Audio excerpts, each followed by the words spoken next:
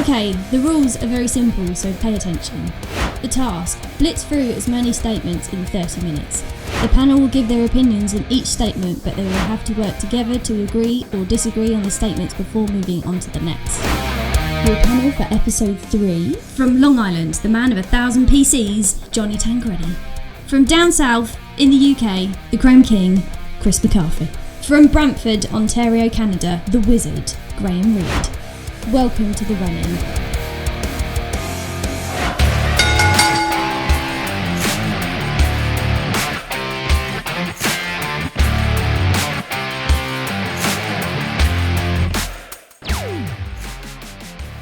Ooh, all right. Well, if you're a listener of CFP Car Foundation Pod, you know I am a fan of Upper Deck, and I am a fan of the AEW line. I think in the sense of delivering product on a timely basis and having product come out, both on time and relevant to what's going on. I think they have failed in that sense. I mean, it's taken, months and months for certain products to come out, and we've seen, different issues kind of pop up with certain things, now whether that's production problems on their end, as, I know they've spoken about before. There could be some issues with, rosters and different things kind of happening. But other than that, I think they have failed in that sense. Where I don't think they have failed is the product design, and the products that we have had, I think, have been home runs when they have come out. I'm a big fan of the flagship products that have been released. I think they've done a good job with that. I love the metal product that came out, although it took, like a year or so to get it. Once we did get it in our hands, I think everyone loved it. And I think the happiest I think everyone's been has been with the Allura that just came out. Again, another product that took about a year or so to come out, but once it got out, people have been thrilled with it. I think the quality control has been better. The different inserts and stuff, although people aren't crazy about them, I think they do have some collectability there. The parallels look great. The autos look great. So, while I don't think it's been a complete failure, and I won't say it's been a failure, I think there have been aspects of the license that have failed. Yeah, I don't think Upper Deck has necessarily underachieved with the AEW brand. When you look at it, I mean, they've had there's obviously been issues, but everyone's had issues with coming out of the pandemic and supply chain issues and production issues and things like that. And I know that if we compare them to Topps and Panini, of course, they're getting their cards out on time. Why can't Upper Deck do it? But I did hear a pretty informative podcast with a representative from Upper Deck. I think it was Jeremy Lee Sports Cards Live. And they talked about how their entire entertainment series was really behind schedule due to a whole bunch of production issues. And I think they've overachieved because they never gave up on the AEW brand. I mean, they could have scrapped some of these sets and maybe rebuilt them or something like that, but they still pushed them out. They still released them for us. And even knowing it maybe doesn't match up the current timeline of AEW, some of these sets, because they are older and coming out, as a fan of AEW, it's still a new company. We can still look at those cards and re-enjoy and reimagine all those cool memories, because that's what cards are about, right? Memories and evoking emotions and things like that. So we can go back through some of these card sets and relive those AEW memories, look at the original roster of AEW, how it changed and morphed and everything like that. I don't think they've underachieved. I think if anything, they're like overachieving. It's a brand new, they've put so much effort into AEW as a new entertainment entity. And AEW is also like, they're working together to create a whole new thing. And I think it's really special. And then for me as a card collector, I think it's awesome. I don't collect hockey cards, but through learning about hockey cards, you learn a whole lot more about Upper Deck and AEW cards, what you can expect and everything too. So I think it's also expanding my knowledge of cards and the industry and everything like that too. So I'm actually pretty impressed with Upper Deck and everything they've done. I'll start off by just saying I love AEW and I love AEW cards, but have they failed? In how long have they had the license? 2 to 3 years? Yeah, I think they failed, to be honest. You just look at Panini, and I know Panini are a bigger company, arguably. And you look at when they took over the WWE license and how they boom, they got the products out. It was up to date. Do you know what I mean? It's just a little bit lackluster for me in terms of how behind they are, and I think it's been the same with hockey as far as I've heard and I'm aware. I think hockey's behind as well, Yeah, they are. and yeah, it just kind of just makes them as a company seem a little bit less on the same sort of spectrum as a Tops or as a Panini. And you know, you can blame the pandemic and things like that, but even when they were sort of still using that as an excuse, I just felt like we were quite far removed from, you know, the pandemic and the effects of it, that they were just kind of BSing us to a degree. But as I said, don't let that take anything away from the stuff that they bring out. On the whole, I think has been really impressive. And like Johnny said, it's when you get it in hand a lot of the time. Metal for me was a big one. Got it in hand, bought another box. Got it in hand, bought another box. Do you know what I mean? So um, I'm impressed with the product, just not the way they've gone about getting it out. So I would say they failed. Yeah.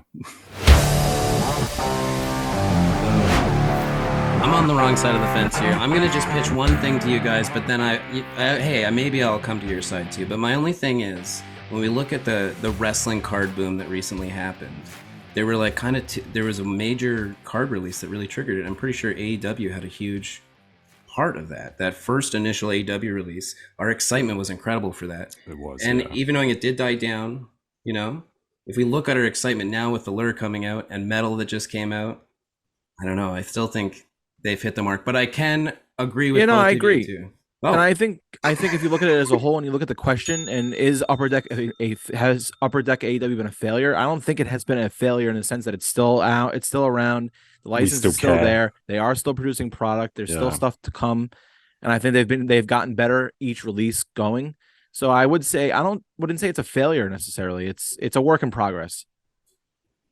Okay, I think you might have convinced us, Graham. Yeah, I would agree with that. We like AEW cards. We Yeah. don't want them to fail. We want the products on time and a little bit more up to date. But does that make them a failure? I guess not. No. So yeah, I think you've convinced us. Upper Deck AEW, hire me. I'm your best salesperson.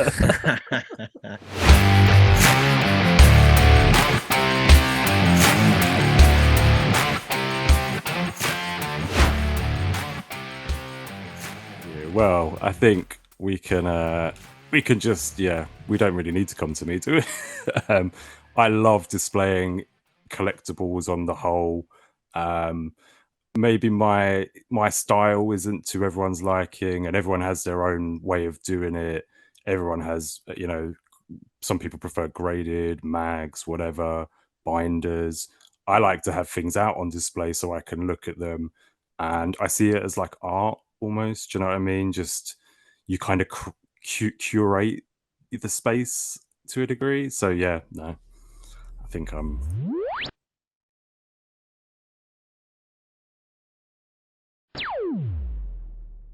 I mean, yeah, I'm kind of on the fence about it. I think a well displayed collection looks beautiful, and listen, we all spend a lot of money on this stuff, so I often think it's really a shame to have this stuff just sit in white cardboard boxes in my closet.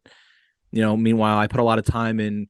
You know, it's like Chris said, curating and putting together my PC and going after certain things, and I get so excited when I get them, and then they just go in a box and they go in my closet, and it's like, well, I want people to see this. I want people to come down into, you know, my little basement and just like, you know, look at get the same feeling I get when I look at that stuff. I think it's got to be certain things. So, you know, to have a million cards out on display, it gets a little bit more like too like card shoppy. You know, it's you know, for your house or your little, you know, your little space. I think it's okay to display, you know, certain things. You know, maybe like graded cards or just like really cool looking, you know, stuff, autographs and stuff like that.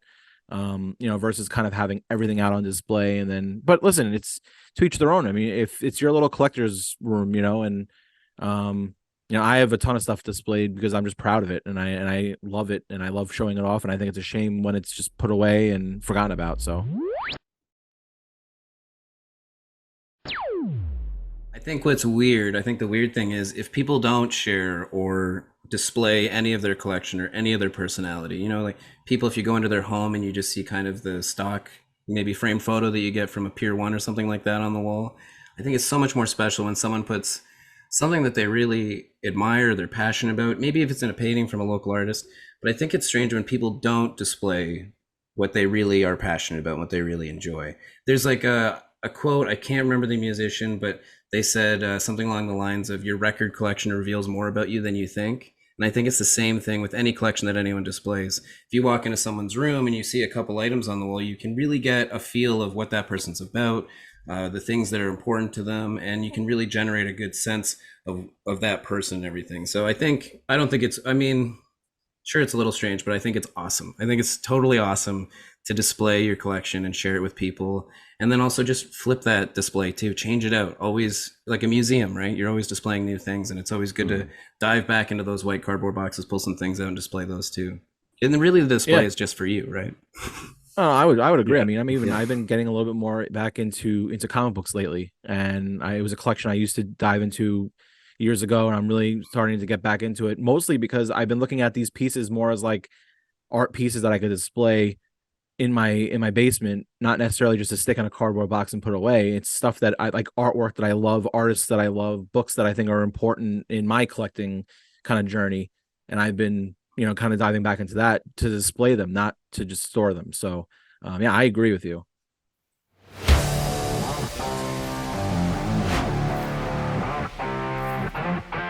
I think we seem to all agree on the idea that displaying wrestling collectibles is dope.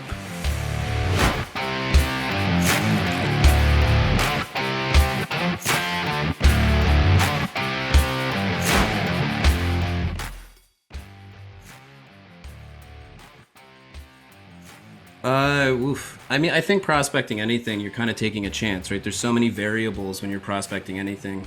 In wrestling, I kind of think it's a little bit easier to prospect, and I'll tell you why. Because the show is written, and if you're a big wrestling fan, and you can kind of watch, you can almost, like, as we're recording this episode, we're in that time between Survivor Series and Royal Rumble, and you can start to see stories unfold. You can almost make a prediction of what WrestleMania matches might happen because they have these ideas in place and everything. So I think in a way, prospecting in wrestling is a good idea. You can do that. You can you look at the NXT wrestlers, it's kind of clear who's hopefully going to be a star, but there still is always a caveat. There's always a caveat because it also depends on that superstar's personality as well, because who knows what these people might do behind the scenes or off camera, or how they conduct themselves in business behind, like in the locker room and everything. Are they accepted? Because a perfect example would be like Velveteen Dream, what we all thought of him when he first started and where he's at now. So I think that's the caveat. I don't know. I have a fun time prospecting in wrestling because it gets me watching NXT. When you watch AEW, you see all the new up and coming wrestlers, and it's exciting to kind of look at your cards and who I think this person's going to really move. And especially when we're looking at cards now from the card boom, and we're looking back at like a Roman Reigns rookie card, for example. I'm pretty sure when Roman Reigns first started, we all kind of knew this guy's going to be a big star. He's got to figure out how's he going to get there. So that's kind of the wavelength. That's the mindset I have. I enjoy prospecting in wrestling cards.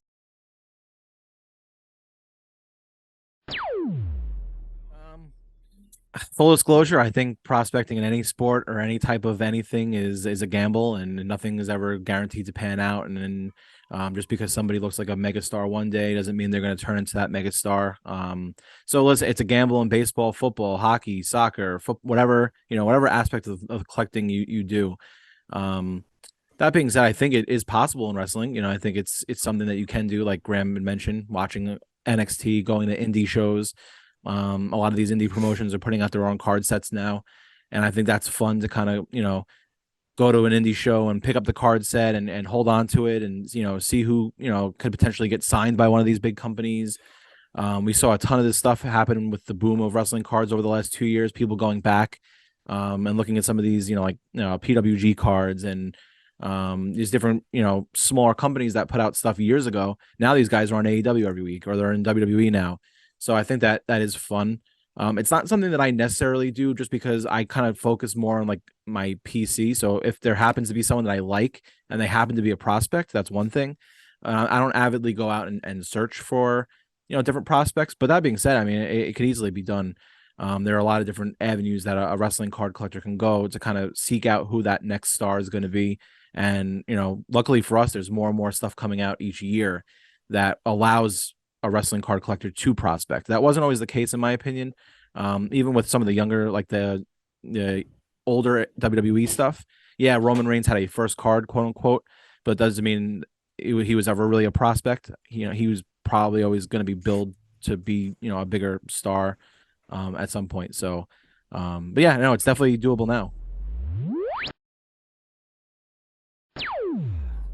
So something that hasn't been mentioned here is in sports, or like, for you guys, basketball, American football, and for me, football. It's kind of more based on the skill.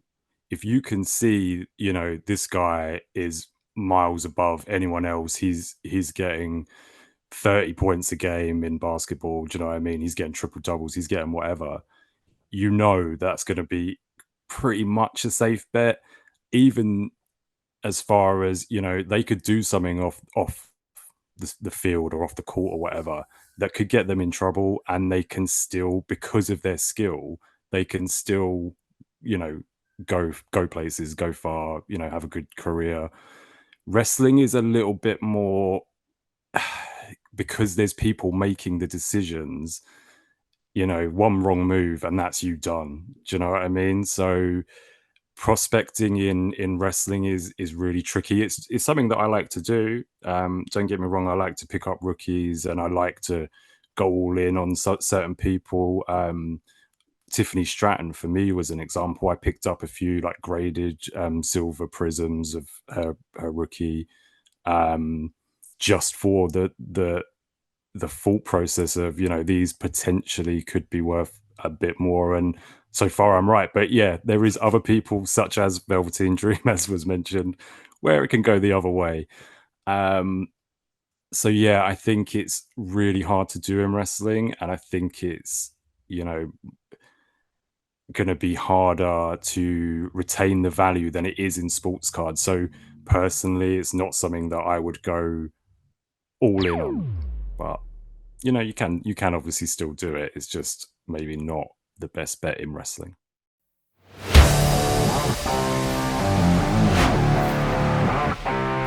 I think we all kind of tiptoed around the idea that it's fun. We kind of do it. We do a little bit of prospecting, but we all admit it is a gamble and anything can happen. Definitely. So it's maybe not the most trustworthy thing to. I think if you're doing it from a financial standpoint, it wouldn't be the smartest. Right. There you go. Yeah.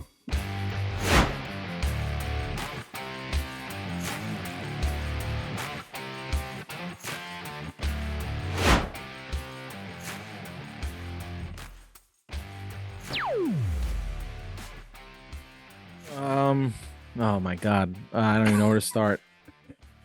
Oh man, this is a tough one. This is a really tough one because I think a lot of this has to do with preference. There are panini people that they swear by the Prism Black.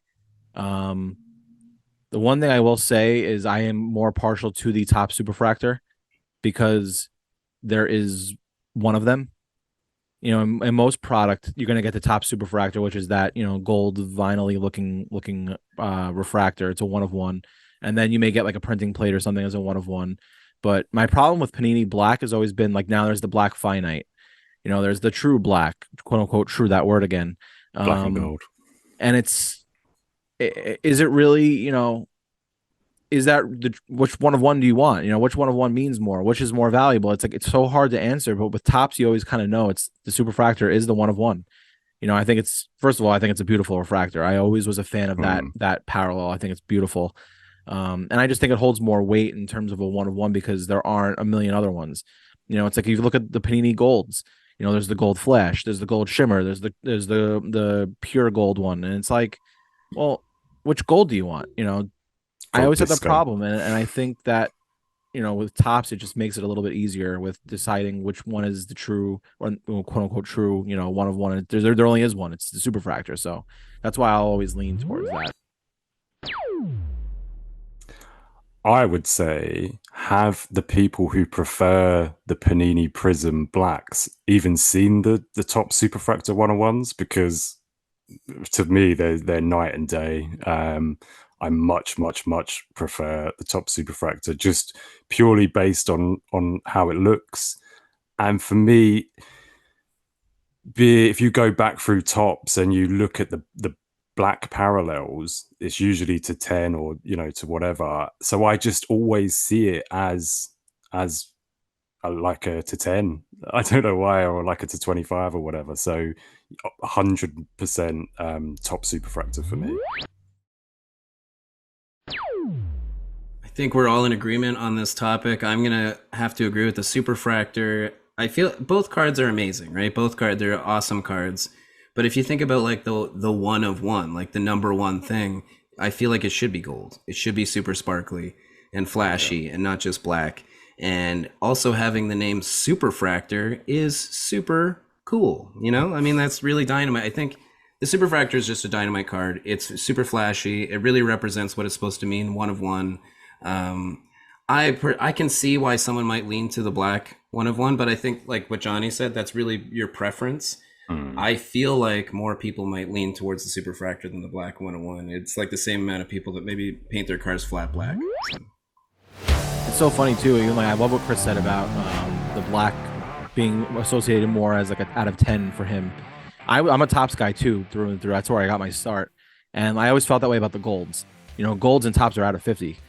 So when I came over to more Panini collecting, I was like, I don't, all right, it's out of, it's a out of 50 card. It's not really the card I'm always going to chase, but obviously it's not. In Panini, it's out of 10. So it was kind of reversed there, where I was like, oh, all right, I'm chasing superfractors or I'm chasing whatever. I'm not, the black is a lower number, but not in the Panini world. And I think wherever you kind of got your start is where you're going to lean more towards. And there are people in the States that collect, football and basketball within the last 10 years that don't, that's what they know. They know black is a one of one, and they know golds are out of 10. So it's like what Chris said before. Have they even seen the superfractor? Maybe not. Maybe, the license that they collect is not even available, in a tops format. So I think for wrestling collectors, once we kind of get back into that world, it's going to be, just as appreciated as the Prism Black has been for the last 2 or 3 years. So.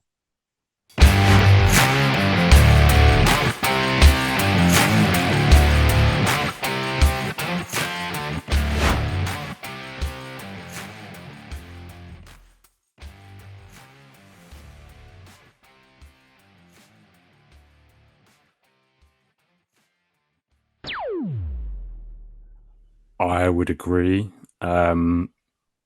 It just seems unnecessary to be arguing about cards and stuff on social media. But then, is that what social media is? Do you know what I mean? A lot of the time is people with different opinions just arguing. As someone who's not very like confrontational and stuff, I try and avoid it like the plague. So yeah, I think it sucks, and yeah, I don't like it.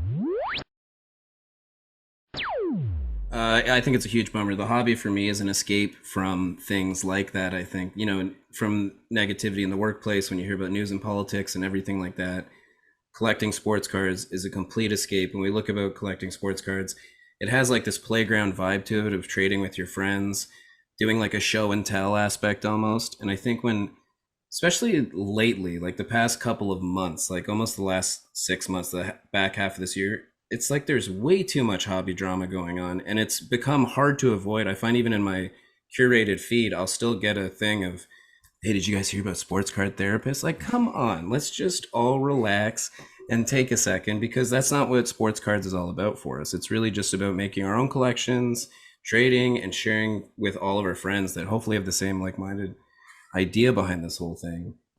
It's also strange too, because when you look at all that drama content that's created, there's just people pointing fingers at each other. They're just pointing fingers at each other. And I mean, it's like a childhood rule. When you point a finger at someone, there's 3 other fingers pointing back at you. So I don't know what we're doing with all this hobby drama stuff. It doesn't need to happen. I think it's more fun and games that we should be having. Yeah, I mean, I agree 100%. I'm going to go in a little bit just because I think I cannot stand this aspect of the hobby. It's actually driven me to the point in years past where I thought about just kind of abandoning all, social media presence and intake when it comes to trading cards, because it's so ridiculous at this point. I think if you want to engage in stuff like that, get out of the hobby. We don't want you. We don't need you. We don't really care what you collect. We don't care what, you don't have anything positive to bring. And I'll stand behind that. I think that a lot of people that have come into this hobby within the last couple of years, whether they're here for the right reason or not, a lot of them do stir up some drama, and we don't want it. We don't need it. It's detrimental to what we're all trying to do. And that's why a lot of these, bigger accounts and stuff, I've kind of, removed myself personally from, watching their feeds. I kind of go through a cleanse every now and then, on social media of like, what do I really want to consume? Because I think social media could be a great thing. We're doing this right now. I'm talking to, all these people on different continents and all different countries and everything else. But wouldn't be possible without social media. Very and, true. kind of going out there and starting a podcast or starting a brand or whatever. That being said, though, if you're consuming all this negativity all the time, what difference is it than going to work and, or dealing with family drama or political drama? None of us want to deal with that. That's why we're all into cards in the first place. I do a podcast each week to laugh about trading wrestling cards, and it's I don't know, it's gotten, toxic over the last couple of years. And that's why I've kind of removed myself from a lot of that bigger, the bigger accounts that kind of stir that stuff up.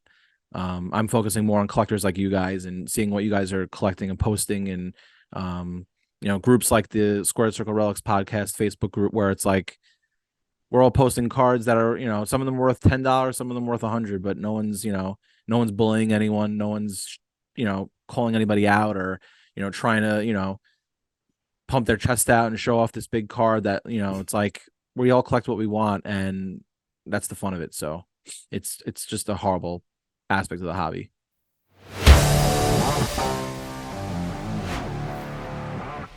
I got one final thought on this thing, because we all agree that it's a bummer thing. And the one thing that just kind of came to my head, we all talk about it like the hobby. We talk about the hobby. This is the hobby. And I think if you add drama to a hobby, I don't think it's no longer a hobby anymore. I think your hobby then is drama, collecting drama. Valid point.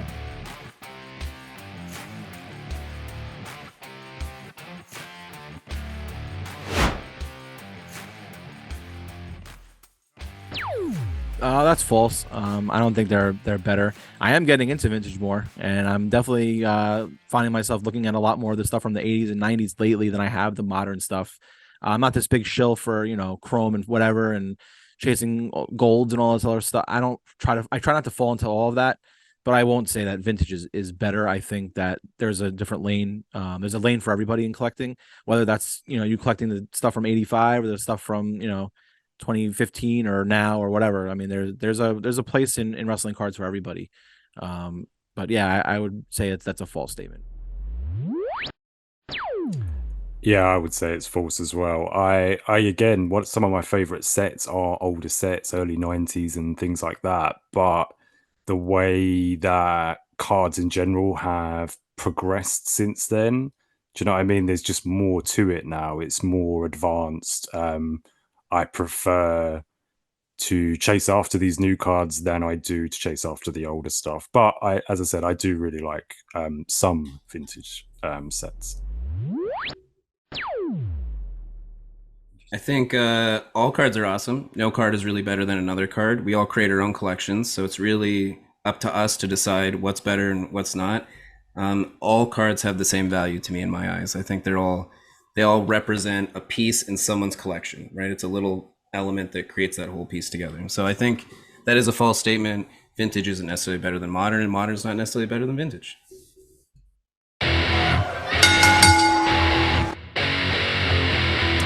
You'll find me on YouTube at Cambridge Trading Cards, opening new packs, old packs, a little bit of everything.